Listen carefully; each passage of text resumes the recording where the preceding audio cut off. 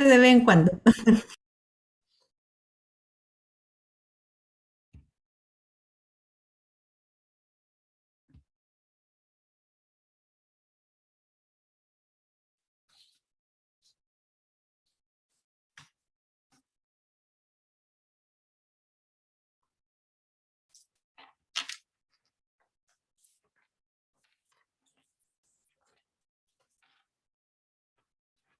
Vamos a partir entonces dándoles una gran bienvenida a todos y a todas quienes se están uniendo a esta primera actividad, este primer encuentro de este ciclo educativo que hemos denominado las dimensiones de la soledad en la epilepsia.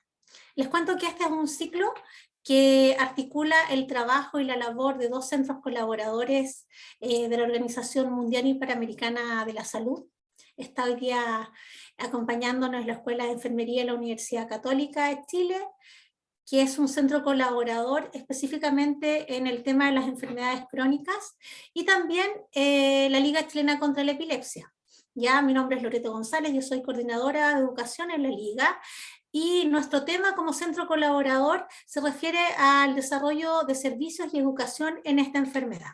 Entonces, nos hemos unido para hablar sobre las dimensiones de la soledad en epilepsia, y en este primer encuentro, que está dirigido principalmente a distintos miembros del área de la salud, a profesionales de la salud, vamos a conversar sobre prescripción social en patologías crónicas y particularmente qué es lo que ocurre en el caso de las epilepsias. Les doy una gran bienvenida, entonces sabemos que nos está acompañando gente de Chile, desde Arica a Punta Arenas. Un saludo también para todos nuestros espectadores que nos acompañan desde Latinoamérica. Sabemos que se están conectando desde México, Venezuela, Uruguay, Ecuador, Perú, Colombia, Bolivia, República Dominicana, etcétera. Entonces, con esa breve presentación, les quiero contar que hoy día vamos a tener un panel integrado principalmente por profesionales del ámbito de la enfermería, pero todos ellos con un particular interés y desarrollo de su trabajo y de sus conocimientos en el ámbito de la psicología, en el ámbito psicosocial también, y en epilepsia, por supuesto. Para iniciar la conversación de hoy día, les quiero presentar a Víctor Pedrero. Él es enfermero de profesión y además es doctor en psicología. Víctor nos va a estar apoyando en la introducción de este tema, pues va a hacer una revisión sobre el concepto de prescripción social. Bienvenido, Víctor. Hola, muchas gracias por la invitación.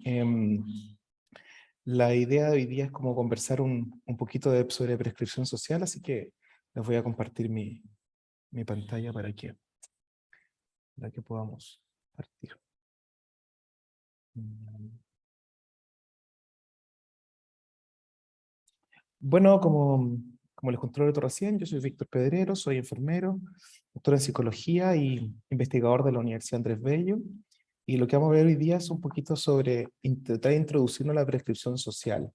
Y la prescripción social tiene como su origen en la idea de combatir de combatir la soledad y de mejorar las relaciones sociales entre las personas y utilizar eso como una herramienta para mejorar la salud.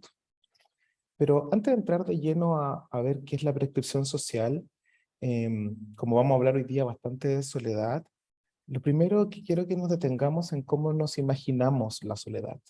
Esta es una pregunta que pocas veces nos hacemos. ¿Por qué la soledad, en general, cuando uno mira las encuestas poblacionales, la gente en promedio no se siente tan sola?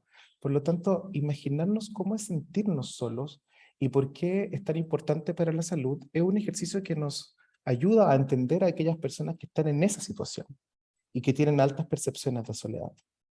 Ahora, uno podría imaginarse esto de diferentes maneras. Podríamos hacer entrevistas, les podría preguntar a ustedes, les podría contar mi propia experiencia, pero yo tengo un hobby que quiero compartir con ustedes y es, yo me gusta mucho, tengo una fascinación especial por el arte. Entonces, a través del arte les quiero contar cómo la sociedad se ha imaginado la soledad. Las expresiones artísticas son eso, son expresiones culturales que tratan de transmitir la forma en que nos imaginamos ciertas cosas. Entonces, y voy a partir con una pieza de la cultura popular. Probablemente muchos de ustedes han escuchado esta canción que se llama Eleanor Rigby. Y esta es una canción de los Beatles. Y ellos se preguntan durante la canción, es una canción que se trata sobre dos personas solas y que narra la vida de Eleanor Rigby y de un sacerdote. De hecho, en el coro de la canción se preguntan estas dos cosas. Dice, toda esta gente sola, ¿de dónde vienen y a dónde pertenecen? Y esa quizás una pregunta que está en el centro de mucha de la investigación que damos hoy día. ¿Por qué la gente se siente sola? ¿De dónde viene esta sensación de soledad? ¿Y cómo podemos atacarla? Pero no es la única forma en que uno puede ver la soledad. Esta es la pintura, este es un trabajo de Edward Hopper de 1927, y este cuadro, el Autómata, ha sido utilizado incluso por la revista Times para ilustrar la soledad. Y si uno mira la expresión de la persona que está en el cuadro, no es difícil imaginárselo, cómo uno podría representar la soledad, de qué se trata estar solo.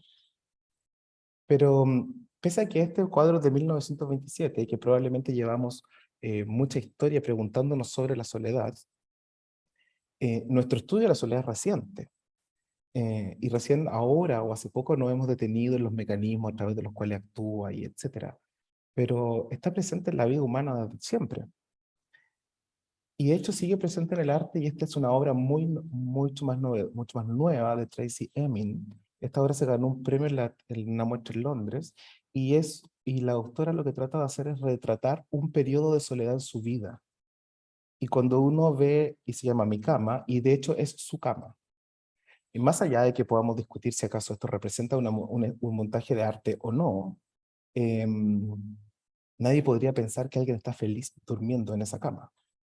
Entonces, intenta transmitir esa sensación de esa percepción de sentirse solo y de lo que la gente hace cuando está solo. De hecho, si ustedes ven ahí abajo hay unas botellas como de alcohol que están ahí abajo.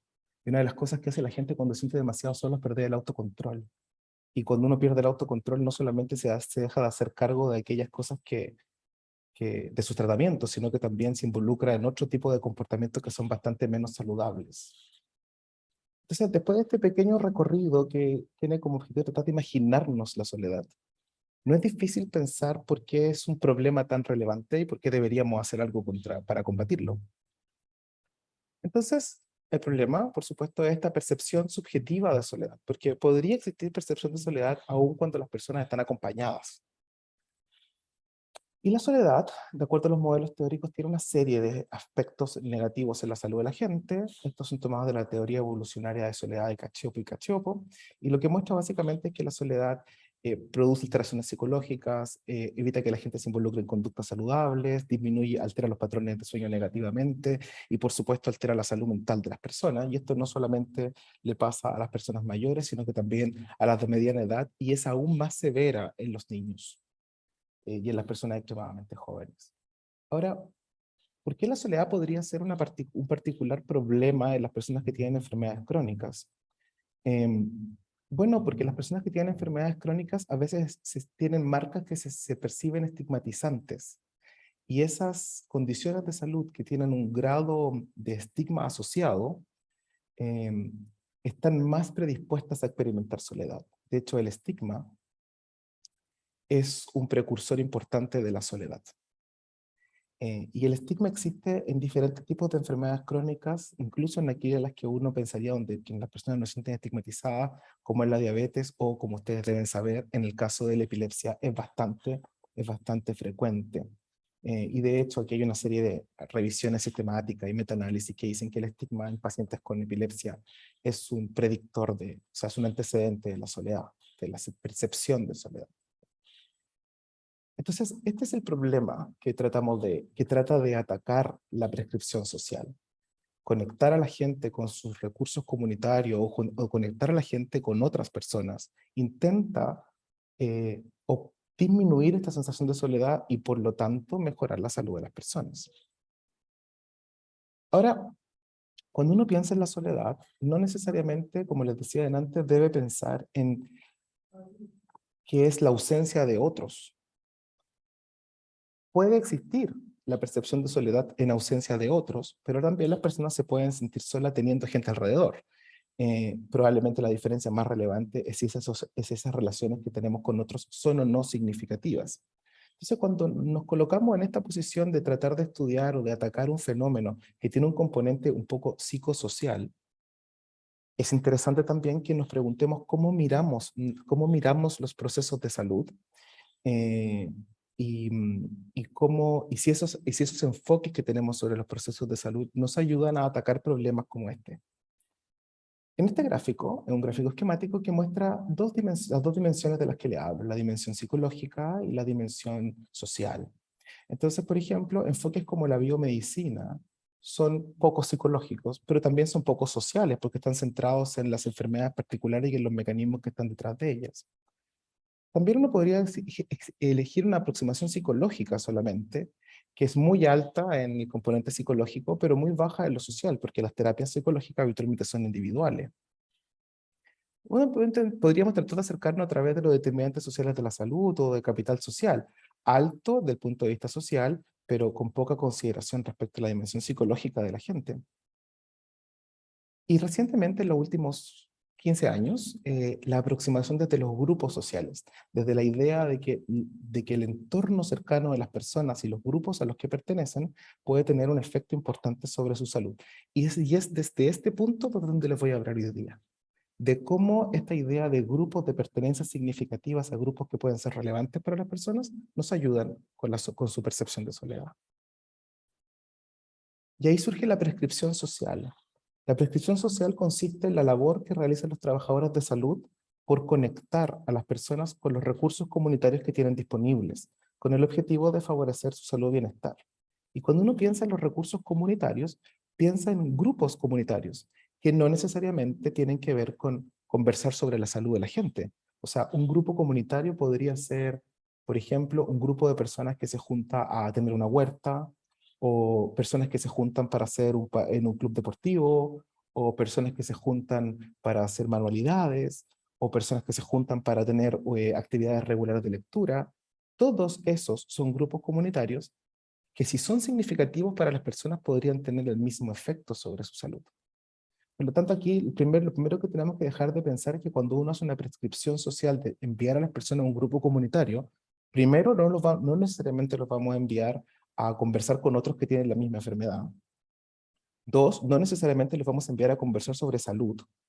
Y tres, no necesariamente va a haber un profesional de salud involucrado en esos grupos. Entonces, esto significa que conectar a las personas con grupos que le gusten y que puedan ser potencialmente significativos para ellos. Donde está más implementado este modelo es en el Reino Unido, y recientemente, a partir de este año, esta es la guía de la OMS, que recomienda hacer más extensiva esta idea. Ahora, en el modelo original, ¿en quiénes se pensó cuando se pensó en prescripción social? En personas que tienen enfermedades crónicas, en las que se encuentran aisladas o tienen riesgo de soledad, en las personas con problemas de salud mental o que tienen riesgo de desarrollarlos, y en personas en situación de vulnerabilidad como personas mayores o personas en situación de pobreza. Muchos de estos grupos comparten el mismo antecedente, que es el sentirse estigmatizado por tener una condición, y eso le pasa a las personas con enfermedades crónicas, a las personas que tienen problemas de salud mental, pero también a aquellas que son personas mayores, por ejemplo, con el edadismo, o aquellas que se encuentran en situación de pobreza. Entonces, es de toda lógica que estos sean grupos prioritarios para este tipo de intervenciones. ¿Cómo funciona en el modelo? El modelo inglés, y lo que recomienda la OMS, es que la persona toma primero contacto con un proveedor de salud de atención primaria. Esta persona, el proveedor de salud, evalúa la necesidad de la prescripción social y la necesidad de que esa persona se conecte con otro en su comunidad, y lo deriva a un trabajador de enlace.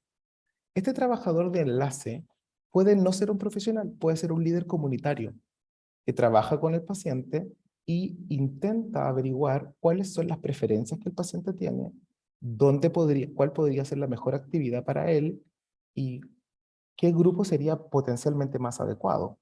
Y le hace una prescripción y lo envía a un grupo comunitario, y en este grupo comunitario puede ser también actividades individuales, pero generalmente son grupales, y los progresos que esta persona va obteniendo los reporta, ya sea directamente a su trabajador de enlace con el que nunca pierde el contacto, o lo reporta directamente a su proveedor de salud en la medida que va progresando.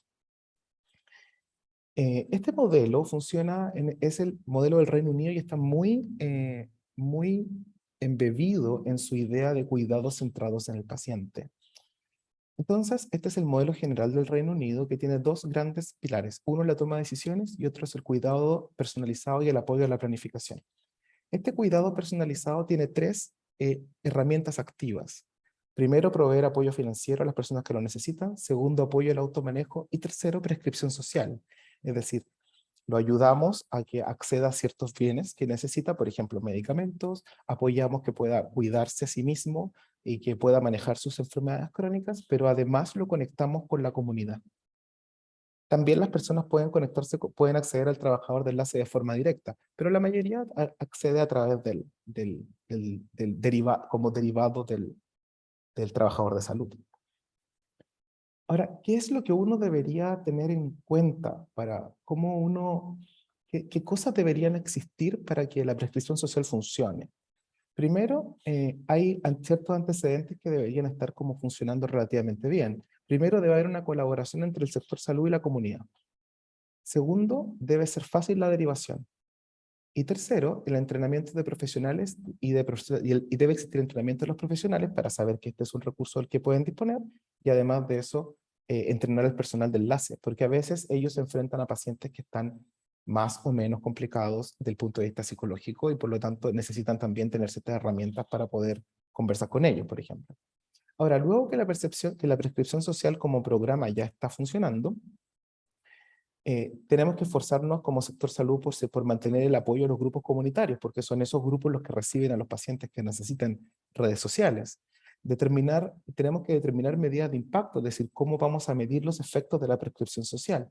Esto es algo en lo que los estudios inicialmente no pensaron tanto y por eso no tenemos tanta evidencia en algunos aspectos. Y tercero, no olvidar que el plan es personalizado y que la persona tiene que ir a un grupo que le sea significativo. Ahora, para que esto tenga éxito, tenemos que tomar en cuenta ciertos aspectos que son como claves y algunos de ellos son muy prácticos. Primero, el paciente ingresa a la atención primaria y cuando la persona de atención primaria deriva al paciente a una actividad comunitaria, primero debe pensar en cuáles son las creencias del paciente. Es decir, si el paciente cree que esto le va a ayudar. Y además, ¿cómo se lo presenta? Esto puede ser una conversación o una receta escrita. A lo mejor hay pacientes que consideran más seriamente que el médico le expenda una receta que diga usted requiere actividad física o conexión social. Después de eso tendremos que, cuando lo derivamos a la comunidad, deberemos apoyarlo a que asista y que a los grupos a los que asiste sean accesibles.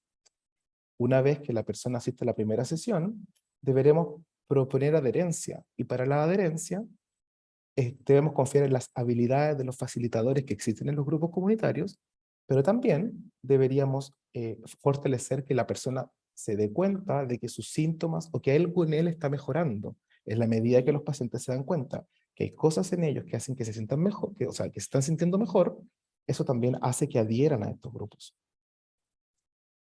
Ahora, ¿en qué resultado? Bueno, tenemos muchos resultados en salud, pero en general la investigación ha mostrado que puede mejorar la salud y el bienestar, desde medidas fisiológicas hasta calidad de vida y salud mental, puede mejorar la conducta en salud, aumenta la alimentación saludable, aumenta el ejercicio físico, disminuye el consumo de sustancias, afecta el autoconcepto y las emociones, aumenta la autoestima, la autoeficacia y la independencia de la gente, y favorece interacciones sociales, involucramiento comunitario, actividades de ocio y relaciones sociales de calidad, como por ejemplo la amistad. ¿Cómo funciona? Este es el área de la que menos sabemos, pero yo hice un intento de resumir un poco de la evidencia que proviene de los grupos sociales con la evidencia en prescripción para tratar de ofrecerle un modelo que permita entender por qué la pertenencia a los grupos funciona. Primero, tenemos la pertenencia a los grupos y el número de grupos relevantes para la persona. No solamente es importante pertenecer, sino que el grupo debe ser relevante para la gente. Esto lo que va a hacer es aumentar el sentido de comunidad, mejorar la autoestima, la autoeficacia, hace que las personas tengan una existencia significativa, sienten que su vida tiene más sentido que antes y son más resistentes al estigma. Eso, a su vez, disminuye la percepción de soledad, mejora las conductas de salud, disminuye el estrés y a través de ese mecanismo mejora la salud y el bienestar. Empíricamente, uno ve que el número de grupos en general impacta el sentido de pertenencia, la soledad y el uso de servicios, tal como lo veíamos teóricamente. Este es un paper reciente de Calesi, pero también de una forma mucho más local. Esta es una investigación que está en proceso de publicación, donde en realidad cuando la gente evalúa la percepción, esta es una investigación que hice en pacientes diabéticos en Colombia, y uno aquí lo que ve es que la medida que los pacientes tienen una evaluación positiva de su grupo, por supuesto que evalúan mejor a sí mismos, resisten más el estigma, o sea, tienen menos percepción de estigma y así aumentan también la asistencia a sus controles médicos. Es decir, parece ser que los grupos positivamente evaluados podrían ser una buena estrategia y la prescripción social podría ser útil en diferentes patologías crónicas. Y para terminar, algunas ideas de resumen. Primero, la soledad representa un importante riesgo para la salud de las personas porque afecta la salud a través de diferentes mecanismos. La prescripción se basa en propiciar el contacto de los usuarios con la comunidad y así disminuir, entre otras cosas, la soledad. En la medida que se incrementa el contacto de las personas con grupos que les son relevantes, su salud se ve beneficiada. Y este beneficio se obtiene a través del efecto que tiene la prescripción social o el contacto con grupos sobre diferentes procesos psicológicos como la autoestima, la autoeficacia, entre otros, y aspectos como la percepción de soledad, el estrés y la conducta en salud. Y a través de esos mecanismos mejora la salud de las personas y hace que adhieran más los tratamientos. Y así como partimos con una presentación artística triste de la soledad, les dejo esta es una foto de un grupo inglés que se llama Assemble, y lo que ellos hacen son intervenciones comunitarias colaborativas, y lo que están haciendo en este caso es construir una casa. Entonces es una forma de hacer expresiones artísticas en las cuales el grupo se integra con la comunidad y logran generar cosas en su beneficio que tienen cierto valor artístico. Así que esta sería una estupenda idea para alguien que se quiera hacer prescripción social. Así que eso, muchísimas gracias por el tiempo y por la atención. Muchas gracias a ti, Víctor. Yo les quiero contar que estamos grabando esta actividad el día de hoy. Me han preguntado si es que se va a dejar guardada y la vamos a subir al canal de YouTube. Sí, lo vamos a subir. Y lo vamos a subir también junto a la próxima actividad que tenemos ya la próxima semana. Entonces ya tenemos algunos elementos que ha desarrollado acá muy bien Víctor Pedrero, enfermero doctor en psicología, y vamos a invitar a continuación a Ignacio Ibarra Torres, también enfermero de profesión. Ignacio se encuentra desarrollando su magíster en enfermería, y uno de los temas que él ha desarrollado en su tesis justamente tiene que ver con la soledad. Entonces nos va a estar comentando con respecto al tema dimensiones de la soledad y su manejo. Así que le damos la bienvenida a Ignacio, y a todos ustedes los invito a hacer sus preguntas en el panel de preguntas y sus comentarios o reflexiones en el chat. Ignacio, bienvenido y gracias. Muchísimas gracias. Voy a compartir pantalla. Y bueno, la idea de esta parte de la sesión, como bien introdujo también Víctor, es poder hablar un poco más acerca del tema de la soledad, las dimensiones y cuáles son las maneras en que las personas la van manejando. Así que para comenzar, algo nos esbozaba Víctor en la presentación anterior sobre la definición y qué es lo que nosotros entendemos generalmente por soledad. Y va a ser algo importante también establecer la diferencia con aquello que uno podría pensar normalmente que es soledad, pero que en realidad se refiere al aislamiento social o esta soledad objetiva. Los autores que han estudiado la temática de la soledad han podido establecer una diferencia entre la soledad sentida y la soledad que tiene que ver con el aislamiento físico, digamos, de las demás personas, que tal como decía Víctor también al inicio, puede estar relacionado, pero no necesariamente. Aquí viene la típica pregunta de si es que alguno se ha sentido solo, a veces estando rodeado de gente. Y es justamente este sentimiento subjetivo de soledad el que estamos abordando en este seminario, y es el que está asociado además con, tal como decía Víctor también, algunos riesgos para la salud, como por ejemplo aumento de riesgo de la mortalidad, de la morbilidad, aumento también de, a través de distintos mecanismos, por ejemplo, de la secreción de cortisol, del estado inflamatorio, lo que puede conllevar a distintas enfermedades crónicas y ha sido considerado con el tiempo como un factor y una variable independiente que aumenta el riesgo de mortalidad prematura. Por lo tanto, es bastante relevante el poder estudiarlo y conocer más al respecto. Para establecer esta diferencia entre soledad subjetiva y objetiva o la soledad sentida, la soledad sentida o la soledad subjetiva, que es la que estamos hablando, se definen generalmente como una experiencia subjetiva de insatisfacción por una falta de relaciones humanas significativas y una discrepancia entre las relaciones humanas deseadas versus las que realmente se tienen. Si se quiere, la soledad va a abordar este tema más cualitativo. ¿De qué manera o de qué tipo son estas relaciones que yo tengo? ¿Qué es lo que ellas me aportan a mí? ¿Qué tanto significado tienen estas personas? Más que el número de ellas. Por otro lado, el aislamiento social, que se considera un poco la soledad objetiva, vendría estando más relacionado con el número de contactos sociales, el nivel de integración social que tiene la persona, y cuantifica además cuántos contactos sociales tiene la persona en medidas como el tamaño de la red social. Y una metáfora bastante utilizada por los autores que estudian la soledad, como Cachopo y Hughes, es ver la soledad, asimilarla con la sensación de sed. La sensación de sed finalmente es una sensación que tiene uno para que en el fondo el cuerpo alerta de la necesidad de hidratarse para finalmente ir hacia beber líquido y no caer en la deshidratación. La sensación de sed podría hacerse la similitud o con también la sensación de hambre para poder alimentarse, con la sensación también de soledad, estas reacciones emocionales ante la falta de una conexión significativa con el otro, de no llegar a una conexión importante y significativa con otras personas, genera emociones negativas en las personas y ellas vendrían siendo un símil a la sed.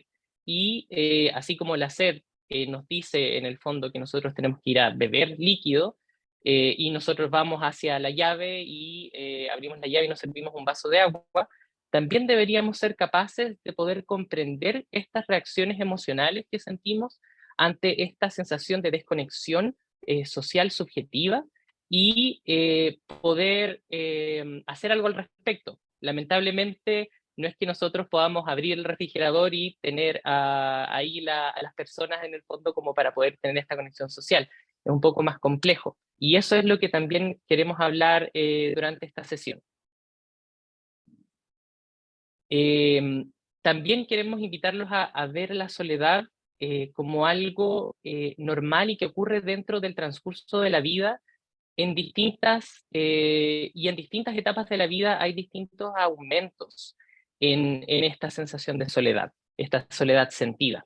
Lee y otros autores hicieron un estudio a lo largo de personas de distintas edades, midiendo esta soledad subjetiva, esta soledad sentida, y se dieron cuenta que hay distintas etapas en la vida en donde efectivamente la gente tiende a sentirse más sola. En este estudio en particular, pudieron ver una alta prevalencia en distintos rangos etarios, a los inicios de los 20 años, a los mediados de los 50 y ya hacia fines de los 80. Muchas veces relacionados con sucesos de la vida en el transcurso, digamos, del curso vital. Y además, por lo mismo, también las personas son capaces de reconocer distintos momentos en la vida cuando piensan hacia atrás en donde se sintieron solos o solas y que al mismo tiempo lograron manejarlo de cierta manera. Se dieron cuenta que la soledad parecía ser algo transitorio, algo reactivo, algo concreto, por ejemplo, procesos de duelo, rupturas amorosas, problemas familiares, etcétera, que desencadenaban estas reacciones emocionales y que finalmente lograban manejarla como este episodio agudo y podían continuar. El problema se genera cuando la soledad se vuelve crónica y la persona no es capaz de manejarla efectivamente. Y esto es porque se genera un círculo vicioso cuando las personas sienten soledad y se mantienen en estas emociones negativas que genera la soledad y no son capaces de autorregularlas y afrontarlas de manera positiva. Y para poder comprender cómo sucede esto, algo importante a poder entender es cómo se generan estos sentimientos de soledad, a estas sensaciones negativas que genera. Y los autores Cacioppo y Patrick pudieron definir al menos 3 elementos, 3 factores que estaban presentes en la generación de reacciones negativas emocionales ante los sentimientos de soledad y ante esta sensación de soledad. El primero es el nivel de vulnerabilidad a la desconexión social. Esto tiene que ver con, y esto es algo que lleva a cada una de las personas, que es como un termostato que va sensando distintos niveles pensando en este continuo entre soledad y conexión social. Todos necesitamos periodos, momentos en el cual estar solas y solos para poder también realizarnos como personas. Pero hay algunas personas que son más reactivas ante esta desconexión social.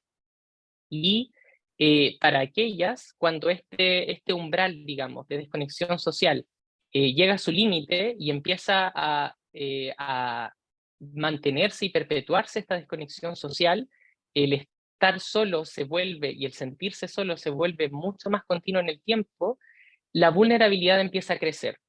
¿Y eso qué genera? Nosotros normalmente tenemos ciertas habilidades y ciertas herramientas para poder autorregular las emociones asociadas a sentirse aislado. Generamos y hacemos distintas cosas. Y normalmente uno esperaría que uno pudiera afrontar los desafíos que presentan estas emociones negativas al sentirse solo, para tener un equilibrio entre soledad y integración social y el compartir con otras personas. Lo que pasa cuando las personas están crónicamente solas es que esta habilidad se va perdiendo y no son capaces de visualizar qué herramientas pueden echar mano para poder manejar estos sentimientos de soledad. Y finalmente, las representaciones mentales de los demás, las expectativas que se tiene de los demás y el razonamiento de los demás, que es la cognición social, también se ve afectada. Las personas que se sienten crónicamente solas suelen ver a lo que les rodea, el mundo social que les rodea, más amenazante. Y suelen sentir que las personas que las están enjuiciando, que las están alejando a propósito, entonces dejan de participar de ciertas reuniones sociales por miedo a ser excluidas, por estos mismos falta de regulación de estas emociones que se tienen. Por lo tanto, la persona que está crónica, que se sienta sola y es algo más perpetuo en el tiempo, puede caer en esta soledad crónica que es la que genera todos estos efectos negativos. Y finalmente, ¿qué es lo que hacemos normalmente ante la soledad? Porque si nosotros pensamos que la soledad es parte de la vida, que se debe tener un equilibrio entre la conexión y estar con los demás, pero también estar solo y tener momentos de crecimiento personal, y saber que durante la vida va a haber momentos en que uno se puede llegar a sentir solo y aislado y puede generar estas emociones negativas, uno debe echar mano a los recursos que uno tiene. Y estos recursos son bastante personales, digamos, hay distintos tipos y pueden ser comunes entre las personas, y estos autores, Jaricha y otros, pudieron ver que estos mecanismos de afrontamiento ante la soledad y lo que usaban las personas para manejar la soledad se movía en 2 dimensiones. Por un lado, mecanismos de prevención o acción hacia la resiliencia o aceptación. ¿Qué quiere decir esto? Mecanismos que las personas echaban mano, que lo usaban antes de que se presentaran estas emociones negativas de la soledad más fuertes, de manera de prevenir esta sensación de soledad más continua. O la acción es cuando ya sentían constantemente esta sensación de soledad y empezaban a hacer algo. Y se movía más hacia mecanismos que tenían que ver con la resiliencia o aceptación, que era cuando ya las personas aceptaban que la soledad era parte de la vida o de esa etapa en la que se estaba viviendo en particular, y que la aceptaban como parte de ese periodo de la vida y les permitía también moverse hacia la acción. Y estas estrategias de prevención o acción o de resiliencia o aceptación podrían ser sobrellevarla de manera sola, la persona sola sin involucrar a otras personas, o sobrellevarlo junto con los demás. Eso es en compañía de los demás o también trabajando con los demás. Algunos ejemplos asociados a esto son, por ejemplo, de prevención o acción y que tienen que ver con sobrellevarlo solo, las caminatas que pueden hacer las personas, por ejemplo, para conectarse con el ambiente o hacer algunas actividades artísticas que sean significativas para ellas, o leer un libro en ciertos momentos del día en cuando saben que se sienten más solos, de manera de prevenir esas emociones, porque saben que, por ejemplo, en la noche se sienten más solos y van a hacer algo para evitar que esas emociones negativas se presenten. O bien sobrellevarlo con otros, aquellas personas que, por ejemplo, saben que y aceptan que en este periodo de la vida, por ejemplo, va a ser más difícil o va a ser más común estos sentimientos de soledad, pueden unirse a, por ejemplo, ciertos voluntariados, a participar de ciertos grupos para poder estar con otras personas y conectarse. Y la prescripción social finalmente entra en estos mecanismos que tienen que ver con sobrellevar la soledad junto con otras personas. En el momento en que uno se siente parte de un grupo, que se siente reconocido, es mucho más fácil volver a ver estas estrategias que uno puede volver a echar mano para poder afrontar estas emociones negativas. Y finalmente, se ha visto y se ha estudiado que las personas que sufren estigma de la sociedad suelen sentirse aún más desconectadas del resto, porque no se sienten parte de un grupo, se sienten más aislados. Por lo tanto, el hecho de poder incluir e incorporar a personas en grupos en los cuales la persona se sienta parte de, va a hacer que ella pueda echar mano a estos recursos, pueda tener una mayor cantidad de personas a las cuales poder conectarse, poder generar estas conexiones sociales y significativas, y poder sobrellevar estos episodios de soledad, digamos, que se presentan en esta etapa. Y las pueden mover hacia llevarlo a la aceptación de ver que estos episodios de soledad son pasajeros, que pueden ser momentáneos y que tienen recursos para poder utilizar en caso de que se presenten estas emociones negativas. Eso, muchísimas gracias. Agradecemos la presentación de Ignacio Ibarra Torres. Los invito a seguir haciéndonos sus preguntas en el panel de preguntas para quienes nos han estado consultando con respecto a la grabación y a poder visualizar o compartir el contenido de este conversatorio. Les repito la misma información de hace unos minutos, está siendo grabado el conversatorio y lo vamos a poner a disposición de ustedes en el canal de YouTube de la Liga Chilena contra la Epilepsia, probablemente a partir de mañana. Entonces, vamos a continuar con nuestro programa, nuestros invitados, y la siguiente panelista es Catherine Moreno. Catherine también es enfermera de profesión. Ella es la encargada de registro y de investigación en la Liga Chilena contra la Epilepsia. Tiene gran experiencia clínica en la intervención con pacientes, familiares y cuidadores, y también desarrolla sus funciones y una labor educativa en el equipo de educación de esta institución. Catherine nos va a estar conversando y comentando algunas reflexiones en torno al impacto y a cómo se aborda la soledad, específicamente en quienes conviven con la epilepsia. Gracias, Katy, y bienvenida. Gracias a todos por estar esta tarde. Voy a compartir mi presentación. Bueno, vamos a reflexionar sobre el impacto de la soledad en la epilepsia. Y tenemos que partir por algo, a lo mejor un poco básico. ¿Qué es la epilepsia? La epilepsia es una enfermedad neurológica crónica que afecta a la corteza cerebral y que se manifiesta clínicamente por la presencia de crisis epilépticas. Las crisis de epilepsia se refiere a la ocurrencia de síntomas y signos debido a una actividad cerebral neuronal sincrónica excesivamente anormal. Eso es bien teórico, ¿ya? La epilepsia es la enfermedad neurológica crónica no transmisible más frecuente en el mundo y de mayor impacto. Hay más de 50 millones de personas en el mundo que tienen epilepsia. Para la Organización Mundial de la Salud, para la Organización Panamericana de la Salud, esta es una patología frecuente, tratable en su mayoría, pero que afecta severamente a las personas que tienen epilepsia, su familia, su entorno, en términos de calidad de vida por su condición estigmatizadora. Hacer el diagnóstico de epilepsia no es fácil, ¿ya? Y yo creo que esta es una particularidad respecto a otras enfermedades crónicas.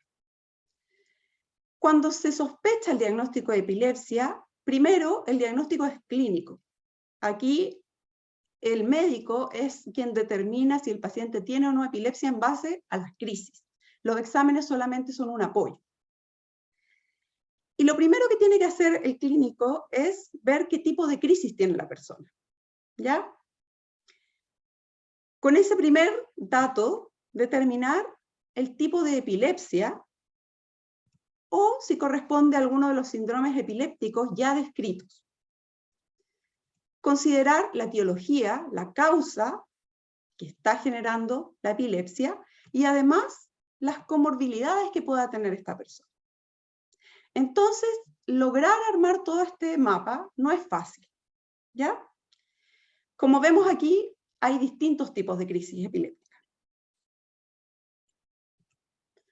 Cuando logra el médico tener un diagnóstico de epilepsia, ya sea completando todo este cuadro o alguna parte de este cuadro, porque no siempre se puede llegar a un diagnóstico 100% certero,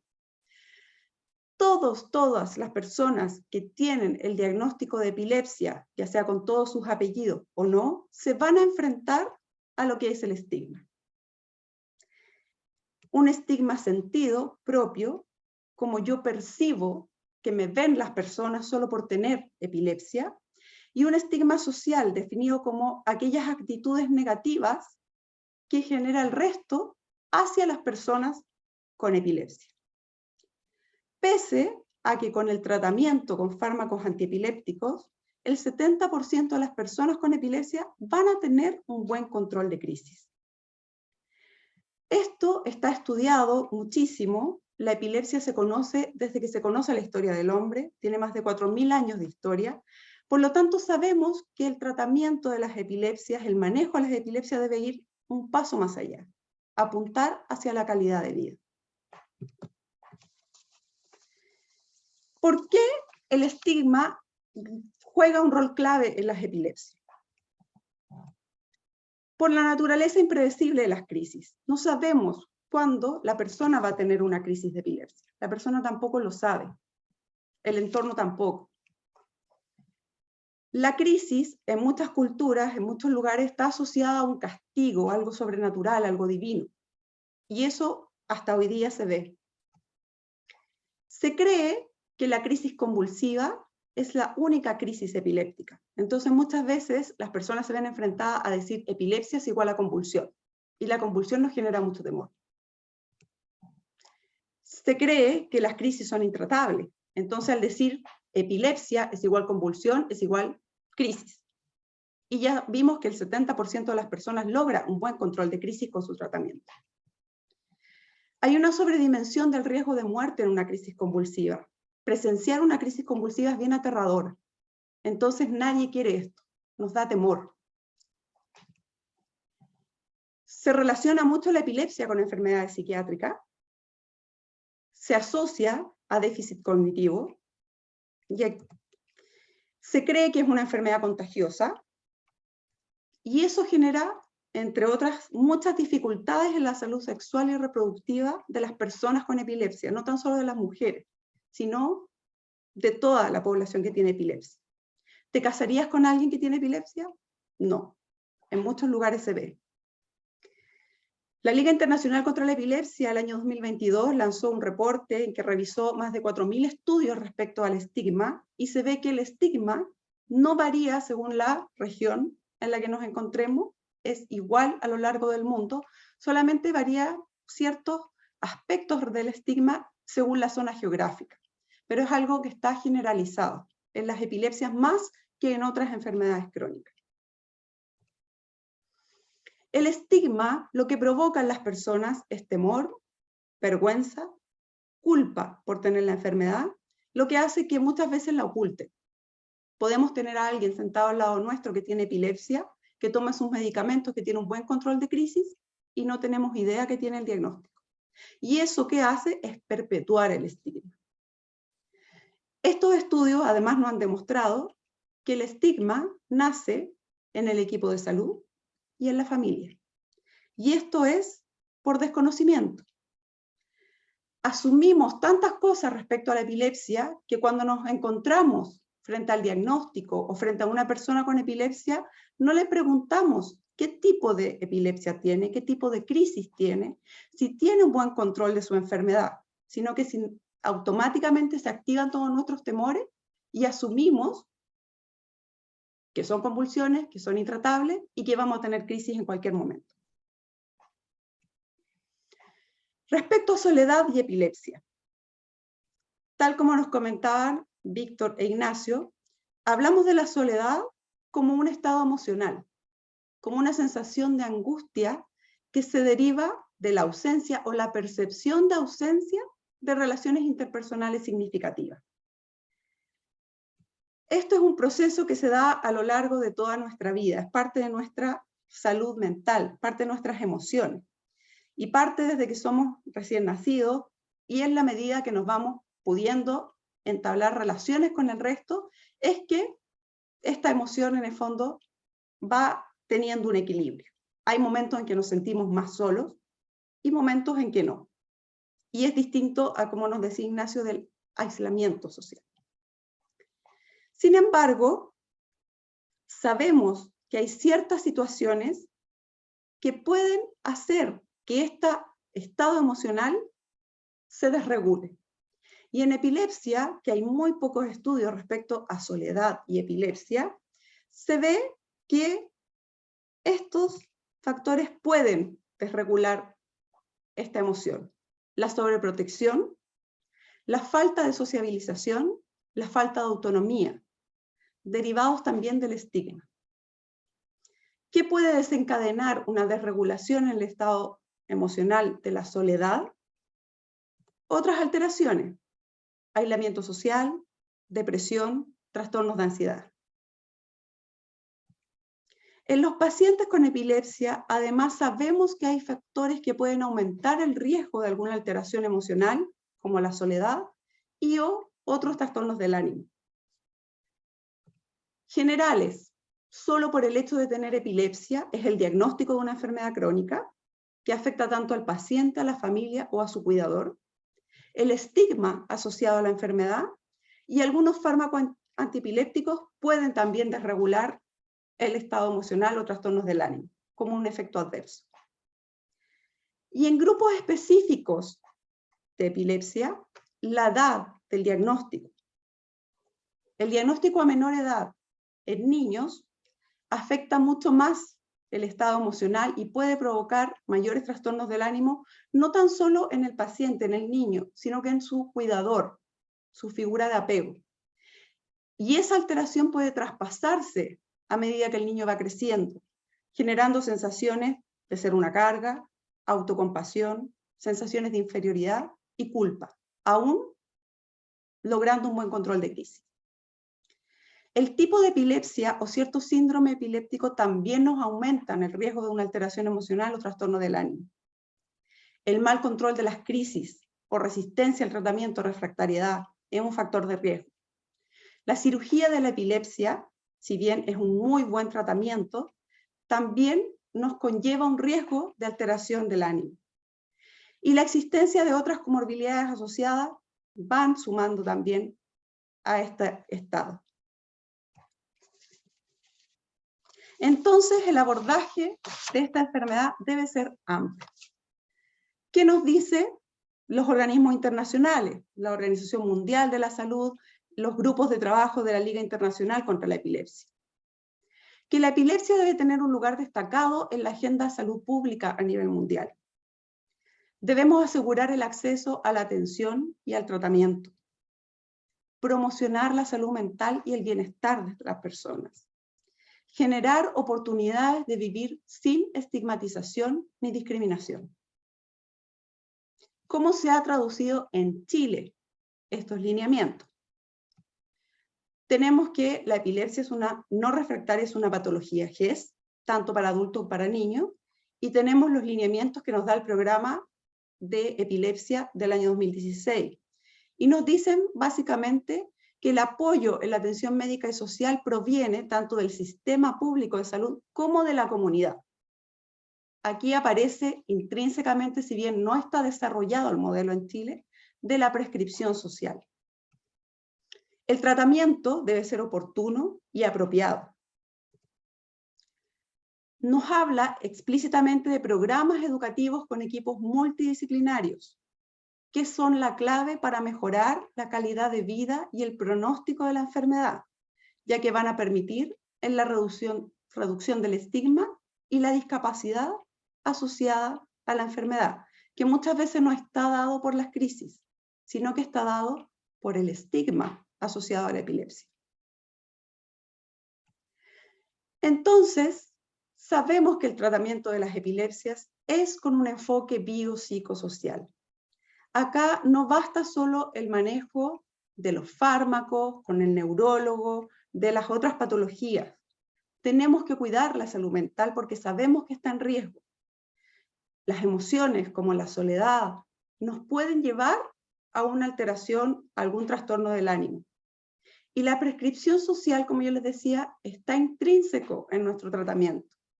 Lo hemos hecho, a lo mejor sin desarrollar el modelo propiamente tal, pero sabemos que debemos intervenir en los colegios en primera instancia, en la universidad, en el trabajo, en la comunidad.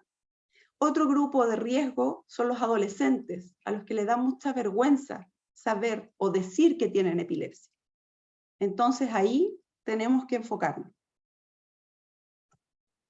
Y esto es tarea de todos, no solo de los equipos de salud, no solo de los equipos de trabajo social, no solo de los equipos psicopedagogía, kinesiología, sino que de toda la comunidad. Es un trabajo conjunto. Y el mayor desafío que tenemos hoy día es crear, mantener y fortalecer esta red. Y con eso los dejo abierto para que podamos comentar acerca del tema. Están todos nuestros canales de comunicación de la LIRE. Gracias. Muchas gracias, Catherine. Entonces ya hicimos una revisión ahí con nuestros distintos panelistas que nos mostraron distintos elementos, distintas miradas de este tema tan interesante. Y quiero invitar a que se sume a este panel al momento de la mesa redonda, de la discusión, donde vamos a ir articulando las reflexiones de cada uno de ustedes, las preguntas que nos han ido llegando a Claudia Alcayaga. Claudia es enfermera, está aquí representando al Centro Colaborador de la Escuela de Enfermería de la Universidad Católica, y también está trabajando muy desde dentro de este tema. Así que bienvenida, Claudia. No sé si quieres partir tú con alguna pregunta. Ok, o parto yo. No, por favor, tengo aquí anotadas varias, así que, Lore, si después tú recoges lo de las redes y los comentarios que han hecho nuestros participantes, pero yo ya tengo algunas cosas que me encantaría que los panelistas de hoy comentaran.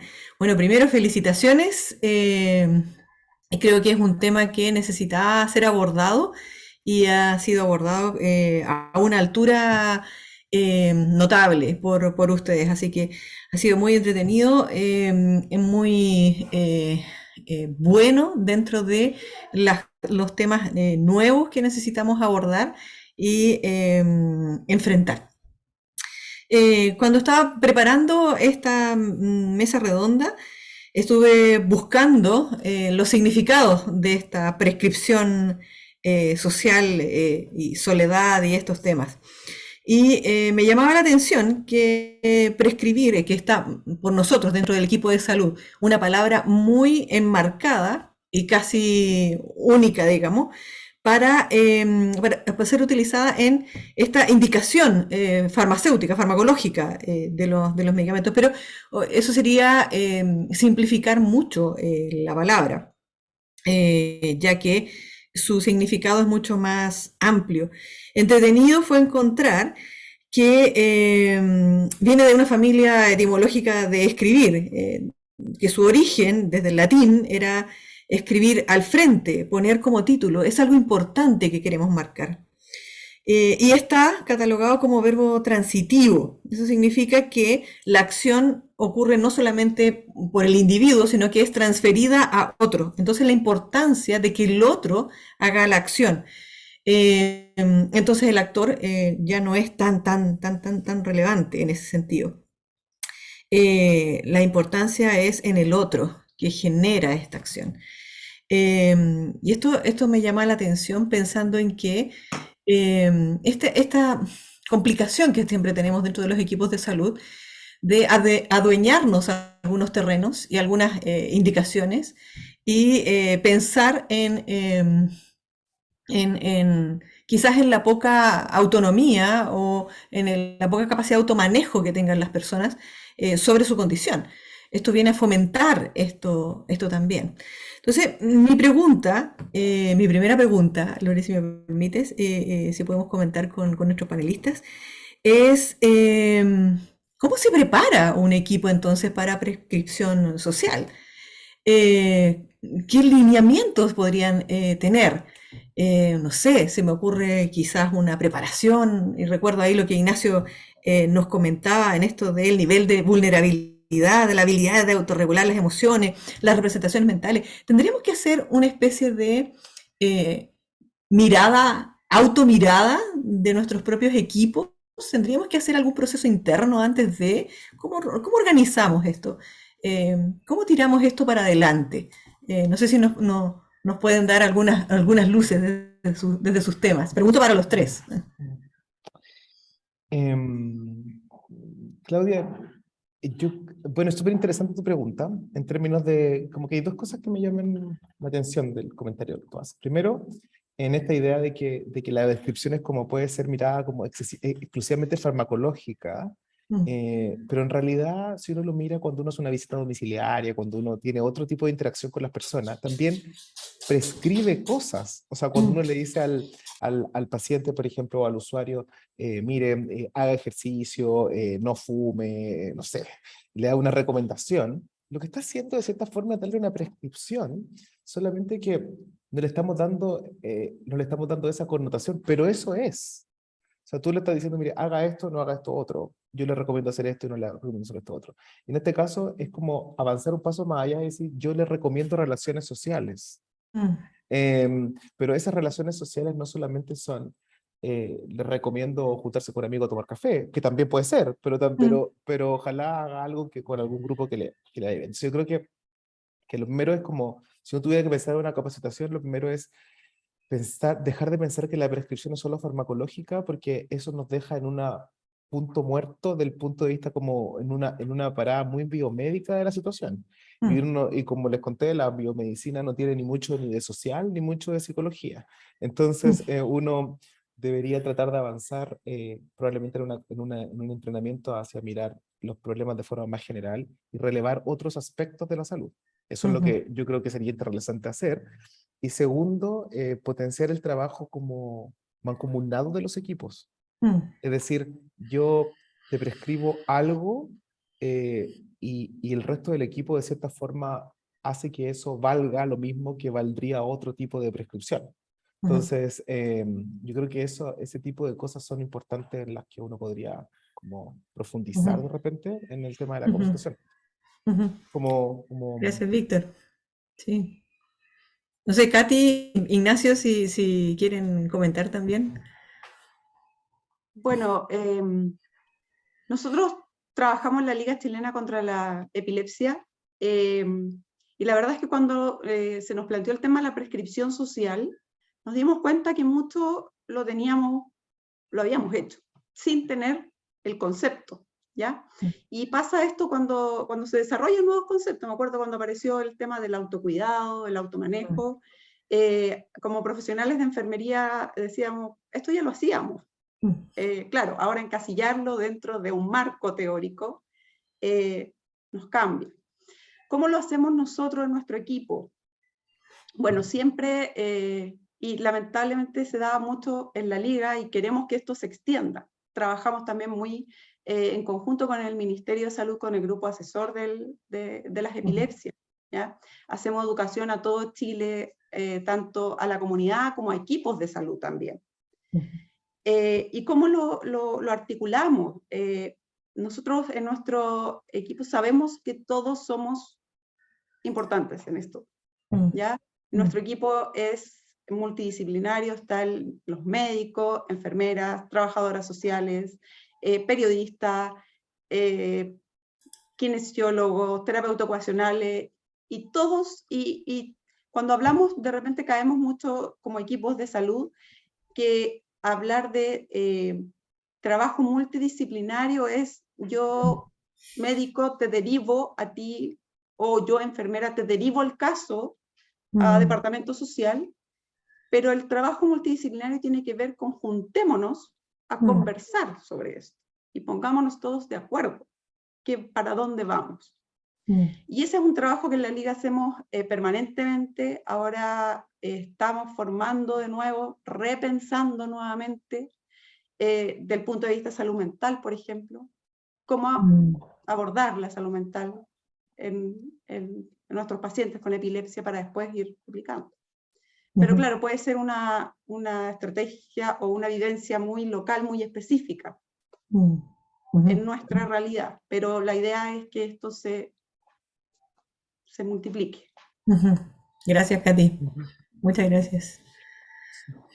Sí, a mí me gustaría como relevar dos cosas que igual mencionaron también Catherine y Víctor, de los aspectos importantes a considerar en esta prescripción social y lo fundamental de escuchar a la persona finalmente, de poder comprender qué es lo que es importante para ella, para poder así entender cuál es el grupo con el cual la persona podría sentirse más cómoda, más representada, y así no es como una intervención así como de libros, así vaya y júntese con gente, sino que efectivamente sea significativa para la persona. Y también con un seguimiento, que esto no quede finalmente en simplemente derivarla, sino que con este trabajo articulado del equipo poder mantener esa comunicación y ese feedback para saber cómo está desarrollándose la persona en ese grupo, si efectivamente está recibiendo el beneficio de estar en este grupo y se siente representada y se siente conectada. Así que eso quería puntualizar. Interesante esta primera vuelta de comentarios, pensando además de que es algo que nosotros como equipo de salud también es necesario soltar y confiar en estos grupos. Estamos muy acostumbrados a armar los grupos y estar nosotros presentes en los grupos. Y lo que apuntan nuestros panelistas, y Ignacio lo recuerda con esto último, es lo que es satisfactorio y significativo para ellos, para que se logre este efecto de que Víctor nos comentaba, de esta potencia, de esta energía para los cambios, de una nueva mirada, es este efecto social. No necesariamente tiene que ser dirigido y de una forma muy indicativa, quizás muy directiva, por el equipo de salud. Es también confiar en este efecto. Víctor, ibas a comentar. Quizá pensando un poco en lo que decía Ignacio, una de las dificultades que la prescripción social enfrentó en Inglaterra, por ejemplo, fueron dos. La primera, que todavía la tienen, es que como teóricamente, ¿qué es lo que uno debería medir como resultado? Eso es lo primero que es la primera como dificultad. Ahora hay algunas cosas más, y uno podría tener algo más claro, que fue un poco lo que les presenté, pero primero eso, ¿qué significa un outcome favorable? O sea, ¿qué es decir que uno podría decir resultó?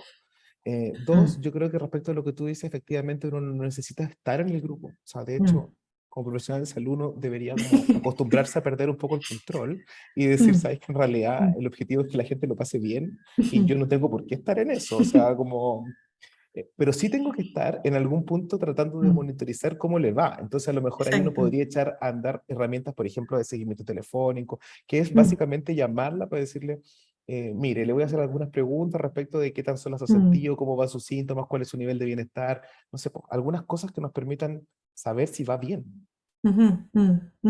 De todas maneras, Víctor, de todas maneras. Y en eso yo creo que es bien interesante seguir procesos que ya han desarrollado, partido y madurado, como los procesos dentro de la liga, o en un grupo específico, y Katy muy generosamente contaba y reflexionaba que podía ser muy específico, pero es una experiencia que está madura y que puede ser exportable, puede ser los elementos claves transmitidos a otros grupos también.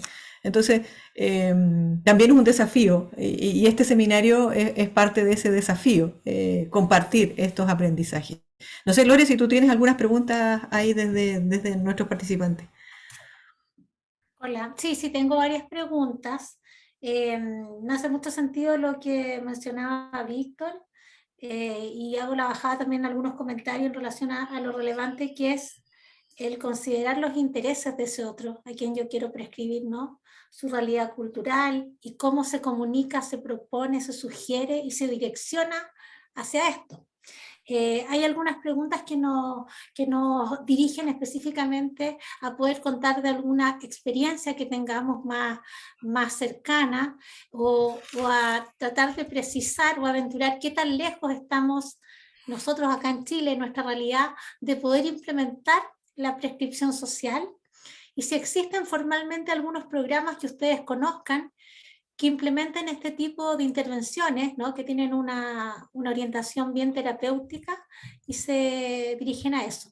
Yo tengo mi propia opinión personal, pues ustedes son los invitados.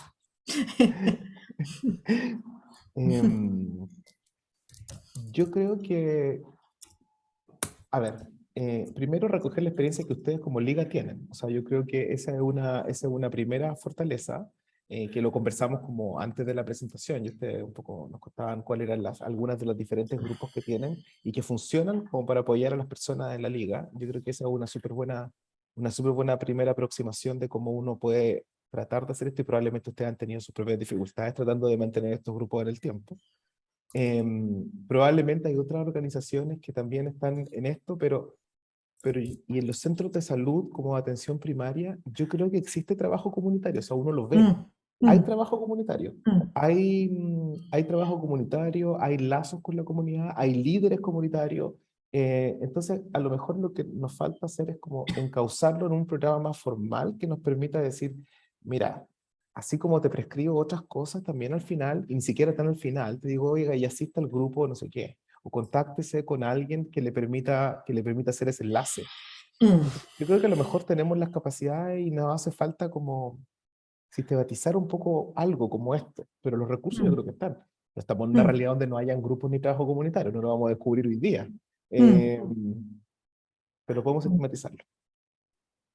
Yo Perdón, y creo creo... que Dale pasa nomás. un poco por el trabajo que tenemos como visión de equipo de salud.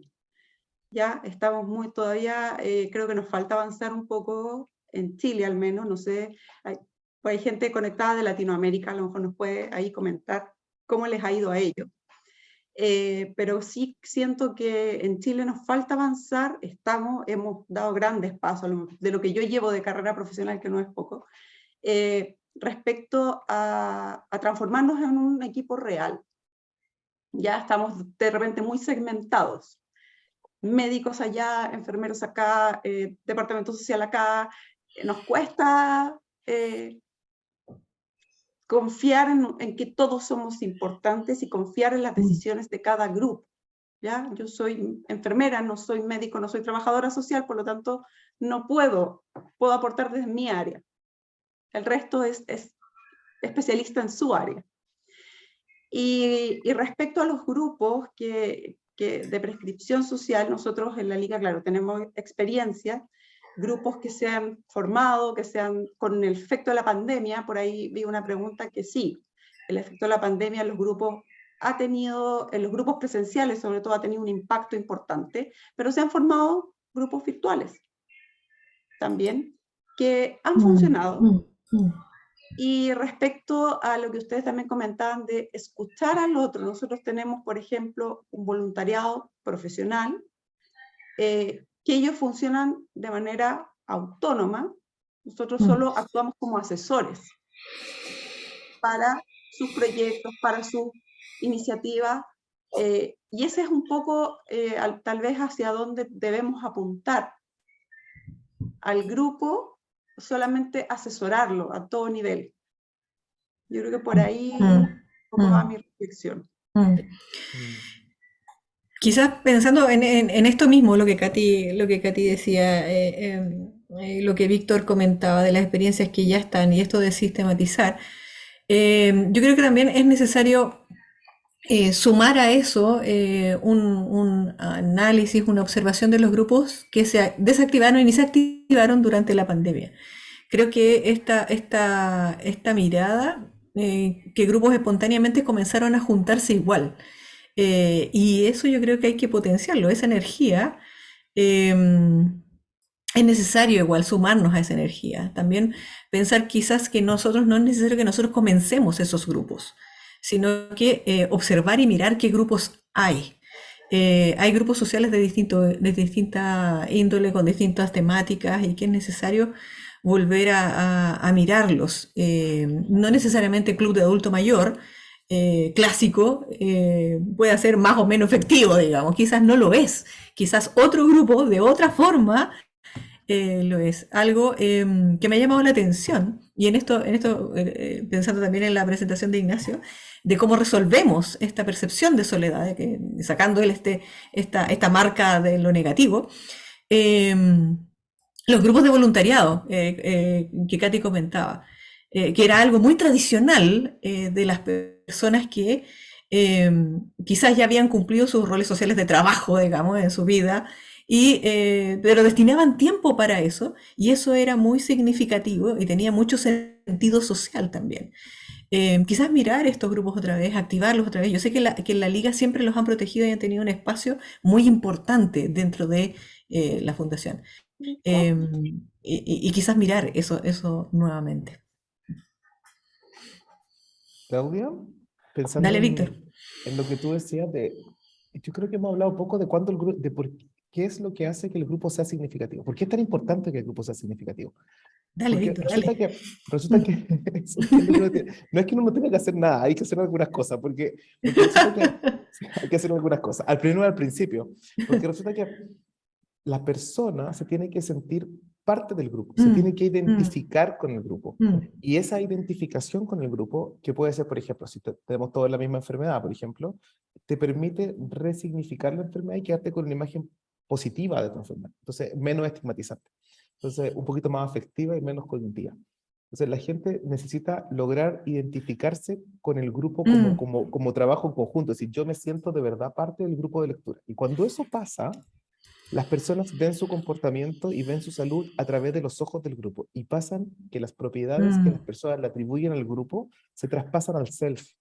Entonces, que es como esta cuestión, es como desde la cognición social, uno al final dice, te lo voy a poner el ejemplo con la autoeficacia. Hay personas que no se sienten capaces de manejar su enfermedad.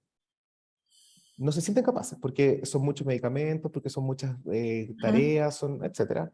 Entonces dice, ya, yo no puedo solo, pero hay cosas que como grupo sí podemos. O sea, sí, como grupo sí podríamos enfrentar eso. Y cuando tú desarrolles esa eficacia colectiva, parte de eso se transporta a tu propia autopercepción. Y la gente que no tenía autoeficacia ahora tiene. Entonces, sí hay que hacer algunas cosas. Tratar de, primero, que la gente se identifique con el grupo, y segundo, propiciar hacer consciente que estas características grupales también te pertenecen un poco.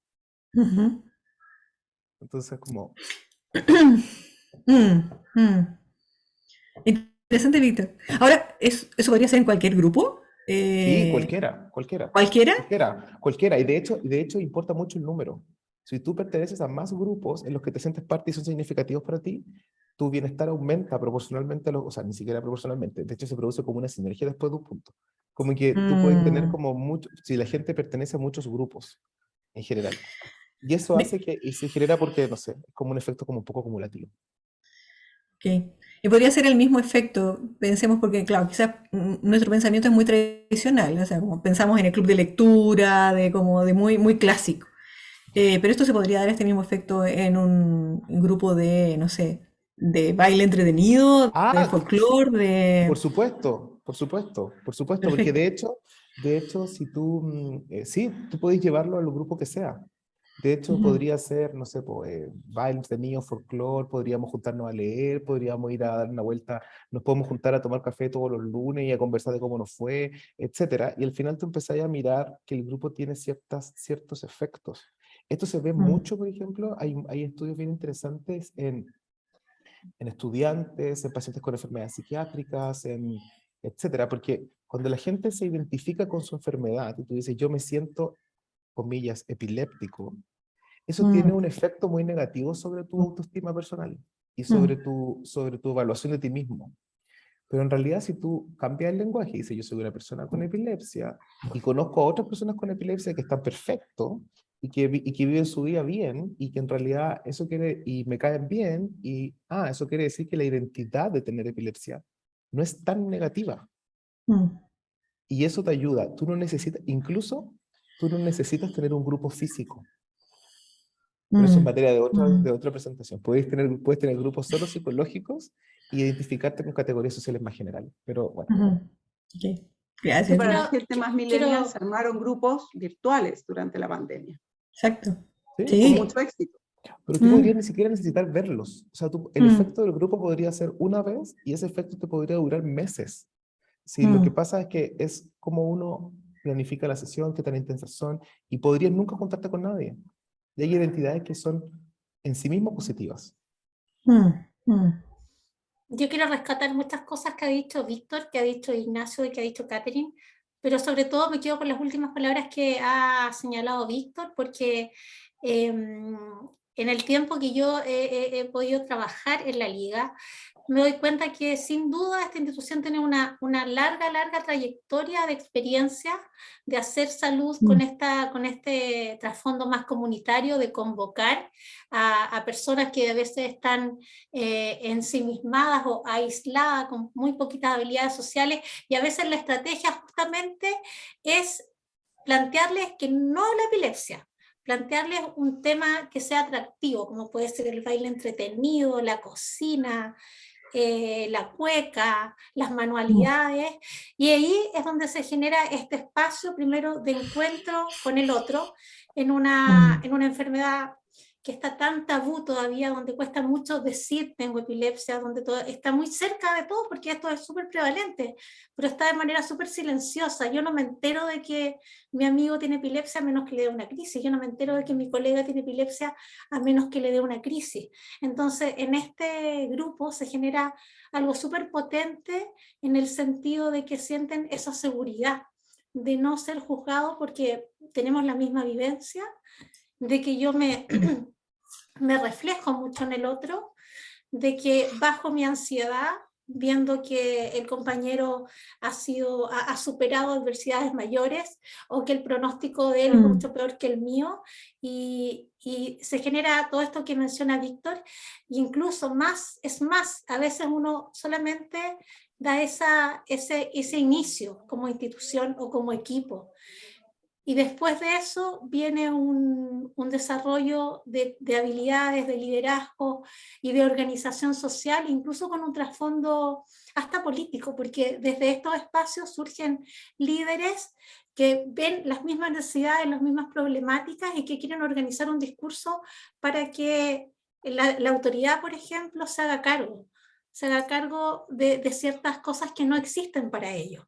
Y nosotros tenemos todas esas experiencias, quizás no con el nombre de prescripción mm, social, pero con distintas intervenciones que hemos hecho con ese Mm. sentido, de darle poder a las personas, desde la transferencia de experiencia, empoderarlos de su enfermedad, que disminuir el estigma, y desde ahí se generan estos procesos donde hoy día tenemos que desde nuestros grupos hay líderes de asociaciones de mm, pacientes en distintas patologías que hoy día están luchando por los derechos de estas personas.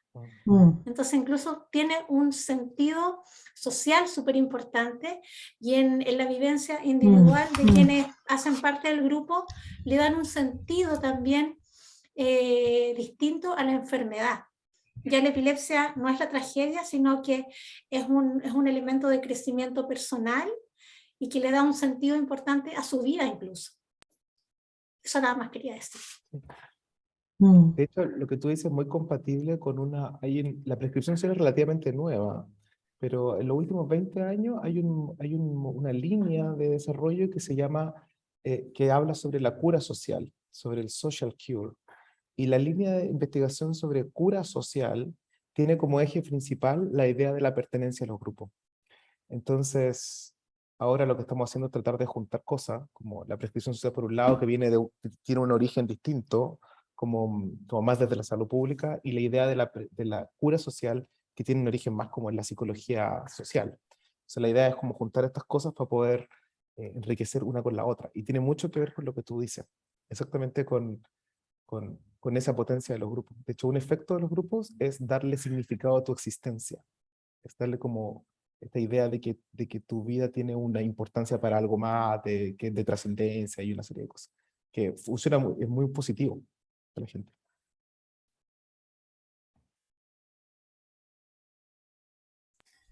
Hay algunos comentarios acá que me parecen en relación al COVID y al confinamiento, como decía Catherine, que ponen un poco acá ante nosotros el tema de la soledad, de la sensación de soledad, y cómo fue un desafío aprender a vivir con esto que como decía la Claudia, está como normalizado como una experiencia negativa, como un factor de riesgo.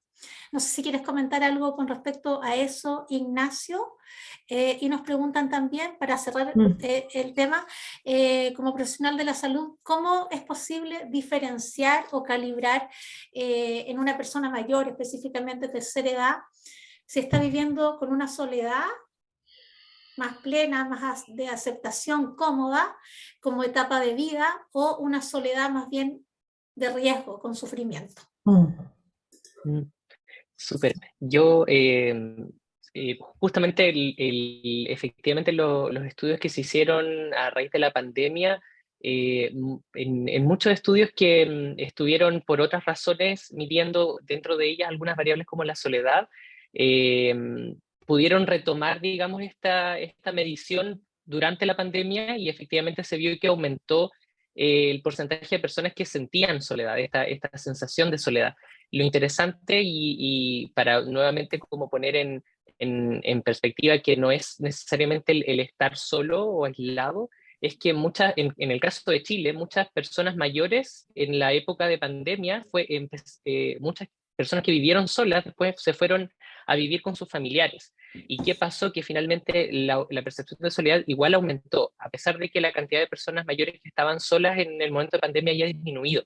Y tenía que ver mucho con la percepción de funcionalidad familiar.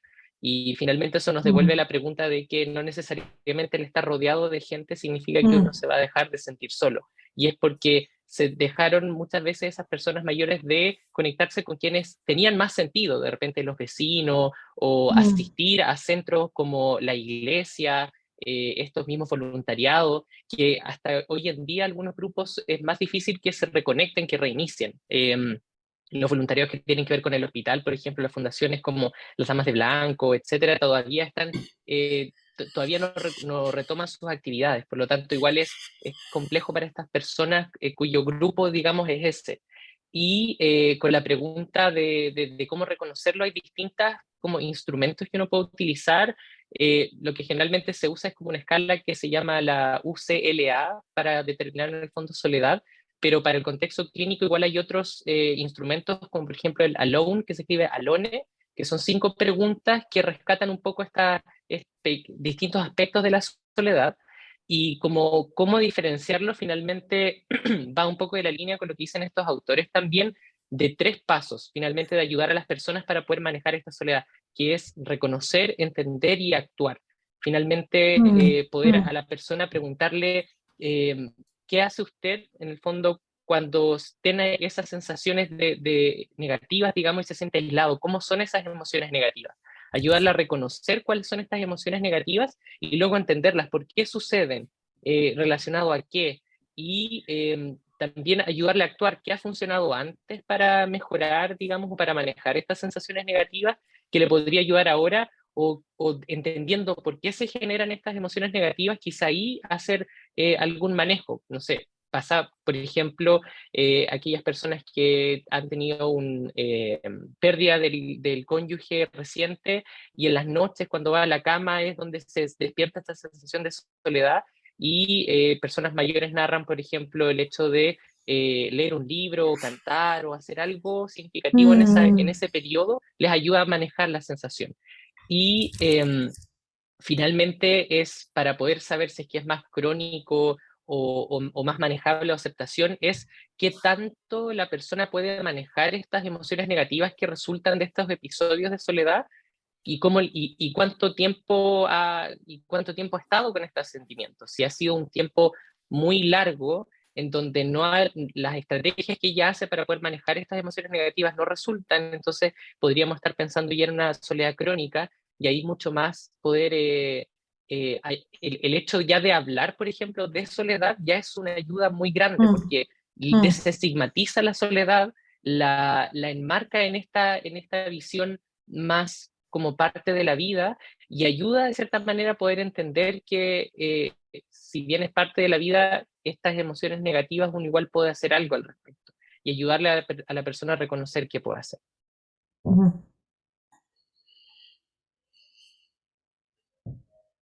No sé si alguien quiere comentar algo, porque vi que asentían harto ahí. No sé si quieren complementar ahí. Bueno, yo de los pocos estudios que encontré de epilepsia y soledad, porque muy poco, a diferencia de otros que vi respecto a la soledad, que la soledad, en el fondo, esta emoción de soledad, esta percepción de soledad, se acrecenta con los años. En el fondo, sentirse más solo aumenta a mayor edad.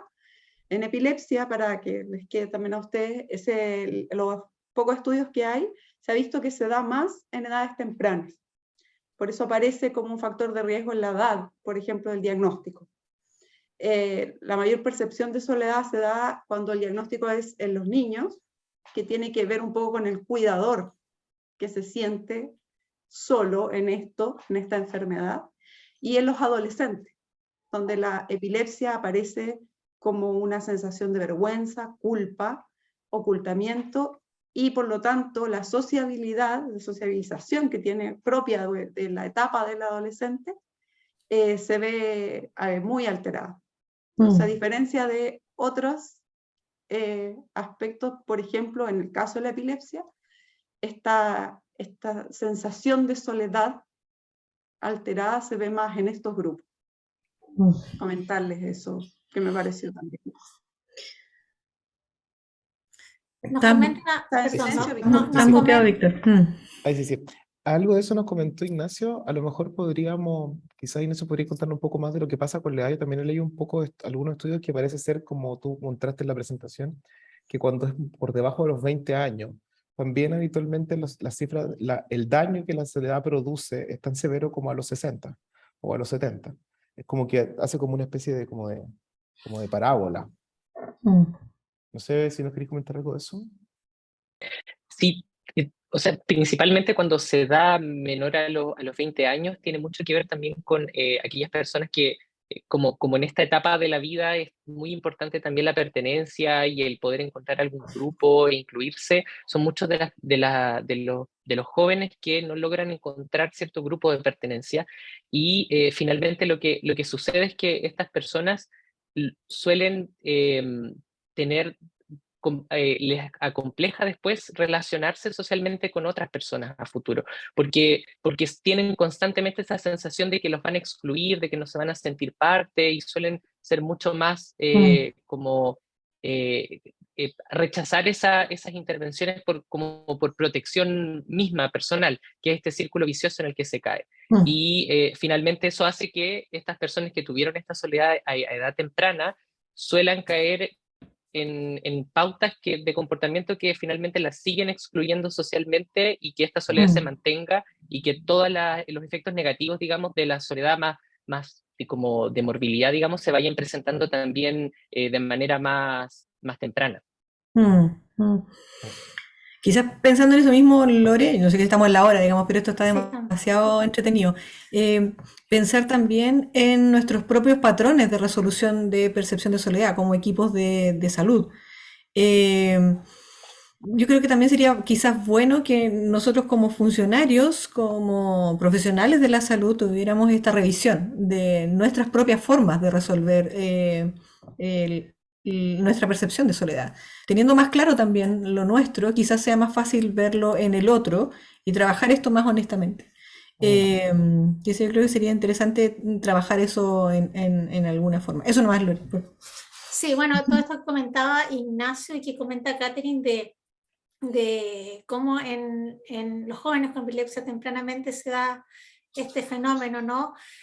También me lo comentan por acá en los comentarios, Regina, en relación a la relevancia que puede adquirir la prescripción social, sobre todo en personas que egresan, por ejemplo, de la educación formal, pero la vida continúa y para ellos es como el dilema de ¿qué hago ahora? Entonces a veces no hay posibilidad o no hay oportunidades laborales, no hay inserción laboral. Otro gran tema en epilepsia también, una de las principales dificultades psicosociales en el adulto con epilepsia probablemente es la falta de capacitación laboral, los muy poquitos espacios de inserción laboral. Entonces ahí también surge todo este tema y esta problemática de la inclusión social. ¿Hasta qué punto la prescripción social compensa un poco eso también, que es un poco nuestro sistema social? Bueno, estamos como ya en los últimos minutos y quiero darle la palabra a cada uno de los panelistas, primero a ti, Claudio, y luego a cada uno de nuestros panelistas para que hagan el cierre de esta actividad en torno a las principales conclusiones, con qué se quedan, cuál sería el mensaje final. Lore, yo creo que yo lo he pasado muy bien, aprendo cada vez que conversamos de esto, yo creo que son necesarios estos espacios de comunicación y de reflexión conjunta, donde cada uno puede aportar. Yo creo que lo que decía Katy de trabajar juntos es este mismo efecto social que andamos buscando. Entonces yo creo que como profesionales, como equipo de salud, también tenemos que darnos estos espacios honestos, abiertos, ver lo que tenemos, ver lo que nos falta y ver cómo podemos ayudar en esto. Yo me quedo con una sensación de se puede hacer algo, no partimos de cero, así que se puede de todas maneras y motivar a trabajar en esto.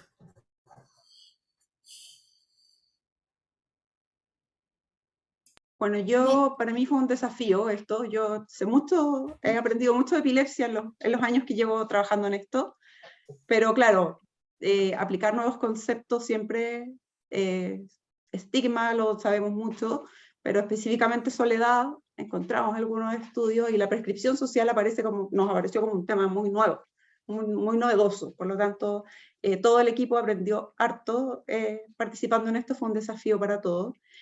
Y yo creo la invitación, porque nosotros como Liga Chilena contra la Epilepsia somos especialistas en epilepsia, y la invitación a los equipos de salud en general es hacerse especialistas en su área. Y en base a eso, pero más allá de la patología en sí, considerar todos los aspectos biopsicosociales.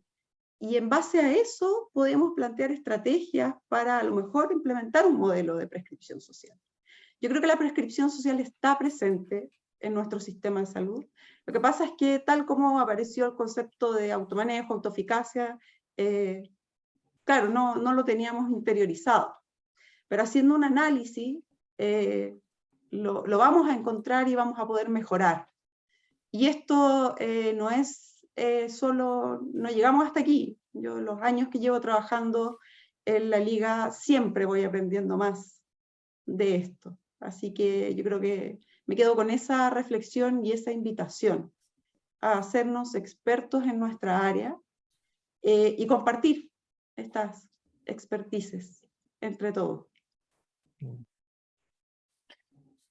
Yo Bueno, primero agradecer la oportunidad de hablar de un tema que es como un poco diferente, o suena diferente, pero se parece a cosas que hacemos. Así que eso es lo primero, agradecer la oportunidad de estar acá y poder como conversar sobre estos temas de la forma en que lo hemos hecho. Lo pasé muy bien.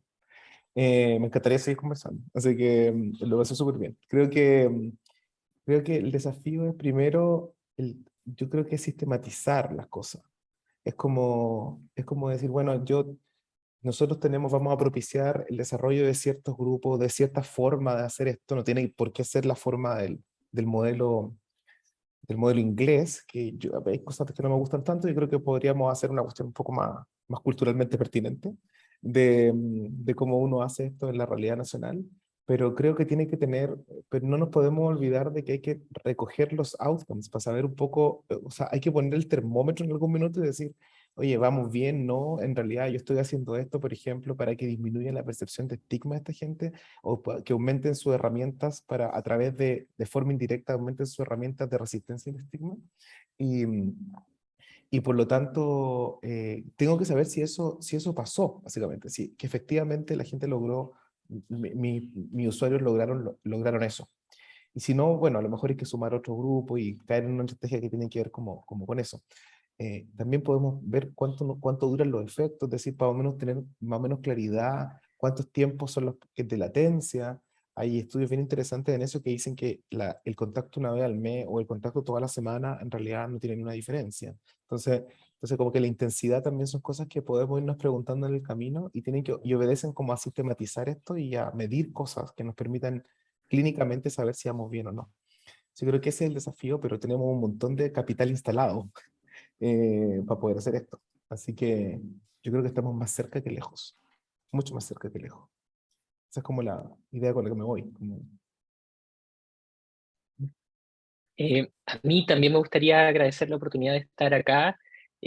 También encontré súper interesante las presentaciones, la discusión que se ha dado y finalmente con lo que me quedo es que lo mismo, son cosas que hemos estado realizando que quizá ahora ponerle nombre nos va a permitir entender un poco por qué, por qué no hacía sentido, por qué lo hacíamos y finalmente la necesidad, retomo también lo que dice Víctor, de sistematizar para poder finalmente generar evidencia y que Catherine también nos demostró que hacía falta, digamos, de soledad, de epilepsia, para que nosotros podamos seguir teniendo evidencia, sobre todo local, y poder seguir apoyando también a este grupo y también el trabajo colaborativo entre profesionales y también internacional y nacional.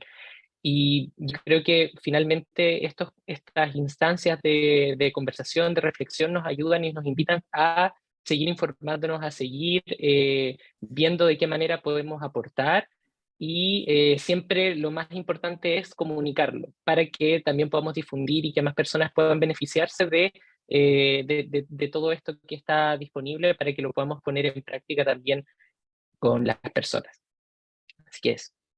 Bueno, yo me voy a quedar con la anécdota de este grupo, de nuestros largos debates, discusiones, a través de cómo le poníamos el nombre a esta actividad, porque la prescripción social era algo que todos nos interesaba desarrollar, que estaba ahí, queríamos hablar de eso, pero no sabíamos cómo, no sabíamos si decir prescripción, porque es legítimo que los enfermeros prescriban. Es legítimo que otros miembros del equipo lo hagan. Yo creo que lo que aprendí hoy día es que esto el grupo existe y a veces la respuesta, la resolución de muchas dificultades, el aumentar la sensación de bienestar, mejorar la calidad de vida, efectivamente puede estar en el grupo, puede estar en la comunidad y el equipo de salud puede apoyar, puede dirigir, puede monitorear. Y creo que prescribir para mí es legítimo, por supuesto, de los profesionales de la salud, pero también de otros profesionales, por supuesto, de otros pacientes, de otras personas que han tenido la misma vivencia y que luego de esa experiencia ha cambiado su sentido de enfermedad, su sentido de vida. Agradezco las reflexiones, la participación de todos los panelistas y por supuesto que no puedo decir yo que no tenemos que sistematizar, porque creo que eso sí nos quedó a todos de cajón. Hay que sistematizar esto, hay un gran recorrido, hay muchas experiencias, tengo mucho que contar, me acuerdo de muchas personas, de hecho, que las veo, para mí son ejemplos vivos de lo que hemos hablado, y por supuesto que hay que ordenar toda esta información y generar conocimientos, generar evidencia, y desde ahí también ir legitimando y desarrollando en profundidad este tema que me parece súper bonito, súper interesante.